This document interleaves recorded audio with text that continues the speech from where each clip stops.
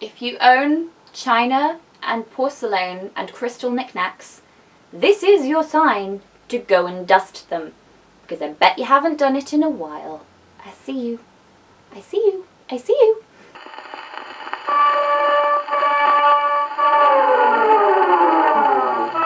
Hello darlings and welcome back to my channel.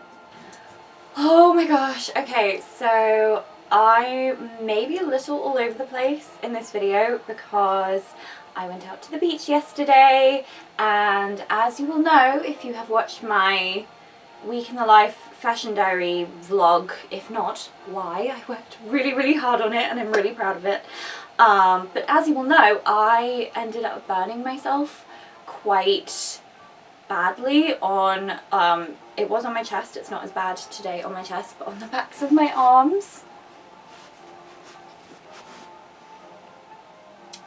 And I think I gave myself mild sunstroke. So yesterday evening I was just like, really like brain foggy and feeling really nauseous and all of that. And I don't feel fantastic today, so bear with me on that. I've drunk a lot of water. I'm now having some sugar from my Groot cup with my reusable straw, which is apparently the only way I can drink liquids now. So I have been struggling to think of a catchy title for what I'm going to call today's video, but hopefully in the week I have to edit and upload this, so it will come to me, it will come to me. But basically what I wanted to talk about today is beauty, but not physical beauty, so not things like makeup and skincare and hair care and all of that kind of thing, but actually how to maintain and care for the things that you own and that you love, and just some little reminders that we all need to keep you fabulous and looking like a vintage princess or whatever else your associated vibes may be.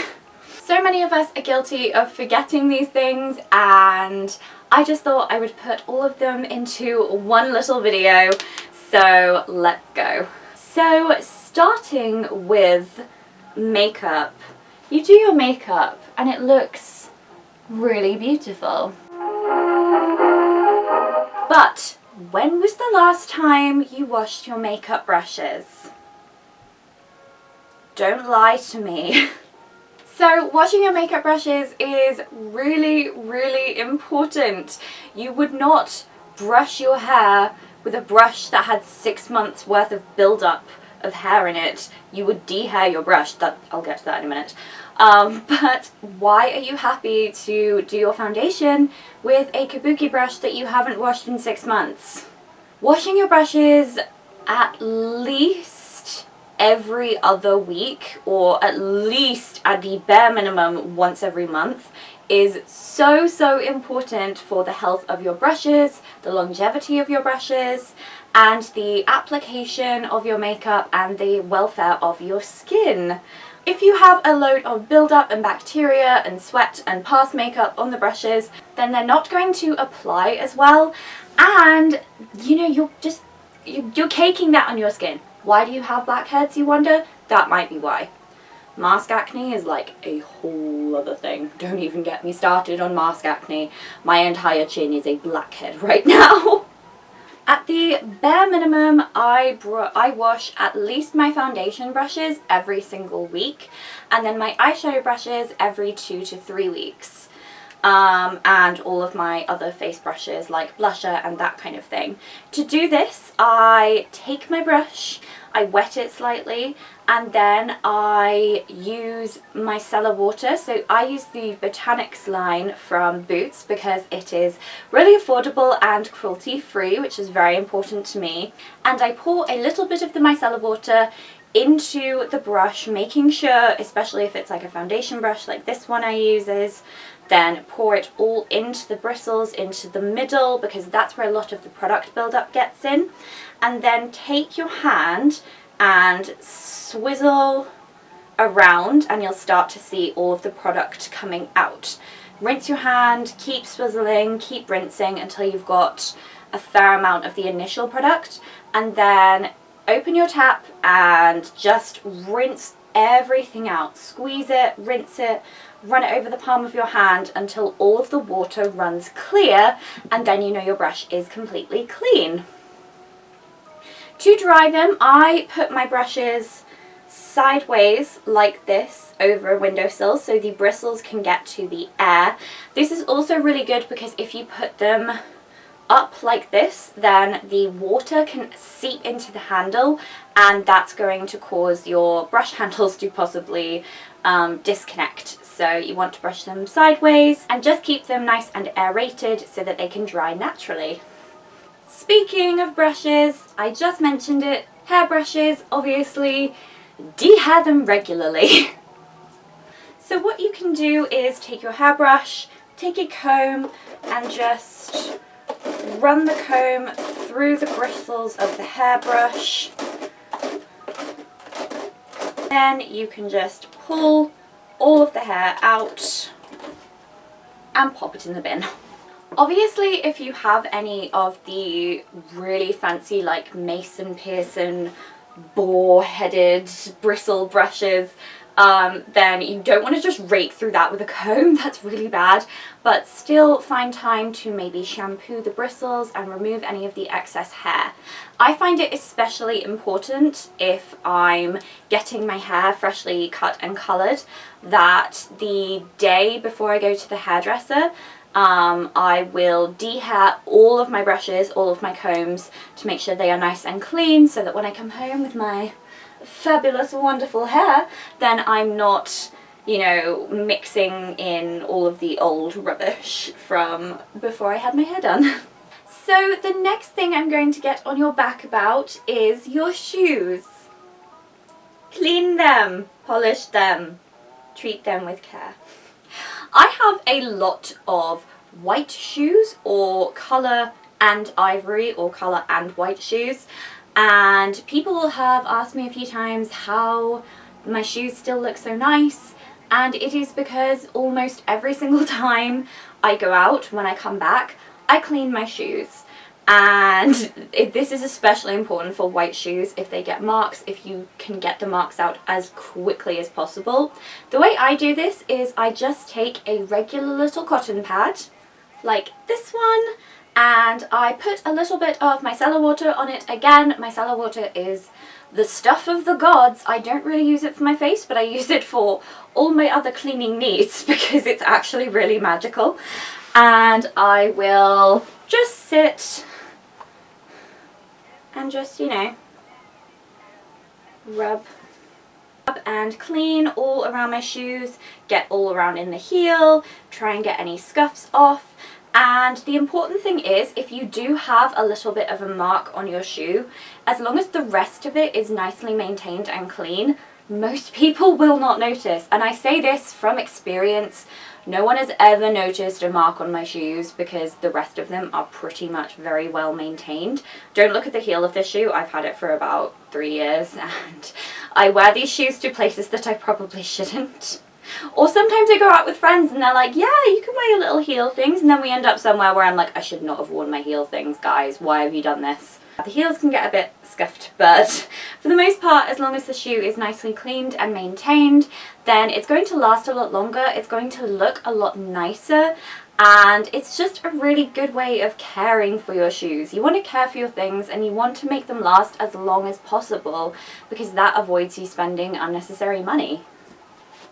Do you use foam rollers? Well, when was the last time that you gave your rollers a good clean? This is especially important to maintain the fluff and the bounciness. You see how like sturdy and firm these are?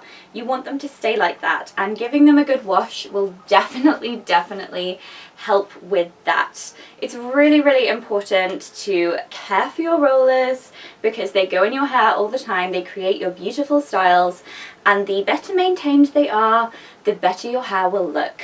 So how I do this is I just fill up a sink with kind of cool to warmish water, not too hot, and not freezing cold, because that's unpleasant for me. And I will drop all of my rollers in, and I will take each one, give it a little bit of a wash with a mild shampoo, give it a good squish around, make sure I pull any bits of hair that have gotten caught in it, and then squeeze the water out and put it on a towel to dry out overnight. Obviously you have to do this on a day or night where you're not using the rollers. So maybe if you're someone like me who curls their hair once or twice a week and then likes to try and let it maintain it over 2 or 3 days, then after you've taken the rollers out in the morning or at night, if you are taking them out before work, you might not have time, just that day, then give your rollers a good wash and let them dry out, and then they will be nice and fresh and beautiful for the next time you need to use them. This is important if you have false nails like I do. These are gel sculpts. If you have these, or if you have acrylics, then my advice for these is follow the advice the nail technician gives you. Ask how you can best care for the nails to keep them in the best condition and to keep them looking really beautiful, and then follow that advice. So if you are washing up a lot, wear fabulous rubber gloves to protect your hands, because you shouldn't be having these in water, really hot water, for that extended period of time. Be careful with them. Don't use them as tools to pry things open and then get surprised when they break. Just generally be mindful of your nails and follow whatever advice your nail technician has given you, and then you will find that you will get the most wear and fabulousness out of your beautiful nails. When it comes to your jewellery, I'm wearing a fabulous set from Mirror Mirror Bijou on Etsy today. Then make sure that it is stored in a safe place. Necklaces, it is a really good idea to have hung up in a nice organised way, rather than just throwing them all in a tangle and then having to play chain roulette and untangle all of the chains. Oh, I hate that so much. If you are traveling and you need to transport a lot of necklaces, then I would recommend using the straw technique. So take a plastic straw and loop the chain, one half of the chain, through the straw. You might have to trim the straw a little bit depending on the length of the chain, and then clasp it closed, and then you can just lift it up via the straw, and that will stop a lot of the tangling that happens when you are transporting multiple necklaces at once. I use this every time I move, and it's honestly a lifesaver. When you are displaying or putting out your jewellery, then make sure that it is somewhere that is away from too much direct sunlight so that it doesn't tarnish or go a funny colour. Make sure that you are cleaning it regularly with a jewellery cleaning wipe. Lots of necklaces and bracelets and things will actually come with those, but you can buy them online. You can buy ones specific for silver or rhodium or gold. And it is good to make sure that you give them a good clean every so often. Clean the chain, clean the pendant. If you have pearls, then giving them a good wipe down as well to make sure that there is no kind of fuzzy stuff stuck in between the knots on each pearl, because real pearls, there will be knots in between. Every murder mystery where they pull the necklace and all of the pearls just go blah, blah, blah, blah. Yeah, pearls should not do that. Pearls should have a knot in between so they don't rub together. So giving those a good rub as well to keep them nice and beautiful and well maintained. Some fancier jewellery I tend to keep in the box that it came in to make sure that it's not going to get broken or messed up in any way. Just generally care for your jewellery and be really, really nice to it. When it comes to hats, I have my hat shelf above me. I don't think you can see it right now. No, you can't, but my hat shelf is right up here, and all of my hats are nicely stored. They are not crumpled, they are not stuffed in a box, the brim is not like and it is just really important that your hats are treated with care so they are not ending up misshapen, especially if they are something like wool, which can misshape quite easily. Just be very careful and mindful with your hats, especially if they are vintage. You might want to consider keeping vintage hats in a hat box and making sure that, again, they are not in the path of constant direct sunlight, because that will be bad for them. Pay attention to the instructions on hats. If it says don't wear them in the rain, then probably don't. Don't be like me, who wears a couple of her woolen hats in the rain and only just found out like last year that you're not supposed to wear them in the rain, but oh well, see my vintage hat collection video for that. When it comes to perfume, do I have to tell you not to leave the liquid in direct sunlight? Because don't leave the liquid in direct sunlight, guys. Some perfumes, like my beautiful Live Irrésistible Blossom Crush Eau de Toilette by Givenchy, which I was gifted very recently by my mum, thank you so much, as a replacement for the Live Irrésistible Delicieuse perfume that I had, that is now discontinued, which is really sad. But yes, this one lives in its box for now. If you do have really precious perfumes that you are very, very attached to, then it might be a good idea to keep them in the box, just so they are in a nice, cool, contained environment.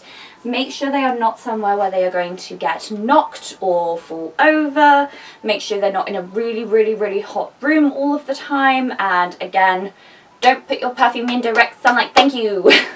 Also, cleaning your perfume bottles every so often never hurt anybody, especially if they are somewhere where they can collect dust or anything like that. Just give them a little wipe over to keep them gleaming, because let's be honest, most of the love of the perfume, for me, not most, but a good portion of the love, is actually how beautiful the bottle is. Almost more than the scent sometimes. Especially the Taylor Swift perfumes, I can just look at them all day. This prismatic bottle, tell me that's not so much fun. Oh, other just general safety tips for your life. Never leave vanities in the path of direct sunlight where a sunlight ray can hit it. I did this once and I nearly set fire to my desk chair, so thank God that was fire resistant. Never leave crystal balls uncovered in your house, because if the sunlight hits it weird, it will burn down your house. Don't leave candles in direct sunlight, obviously, because they will melt. Be wary of sunlight, basically, with a lot of your very precious items. But that is all for today's video. I know that sometimes, some days, I feel like I need someone to tell me these things, so hopefully this didn't come across as condescending, because it really wasn't intended to be. But I think these are all just things that we can really, really forget a lot of the time, so that's why I wanted to make this video. Taking care of your things is so, so important. We should all be really grateful for what we have and be really kind and gentle with it. So I love you all so very much. I hope that you enjoyed this video. Pray for me and my mild heat stroke and my hideous sunburn, and that I will be smarter and not do that in the future. Please do remember to have courage and be kind, and may all of your dreams come true, and I will see you in my next video. Bye!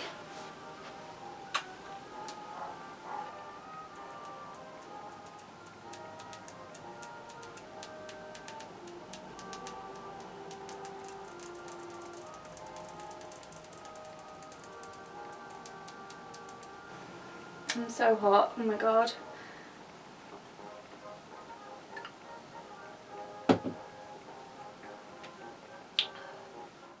Keep young and beautiful, it's your duty to be beautiful. Keep young and beautiful, if you wanna be loved, da da da da. Don't fail to do your stuff with a bit of powder and a puff. Keep young and beautiful, if you wanna be loved. Keep young and beautiful, if you wanna be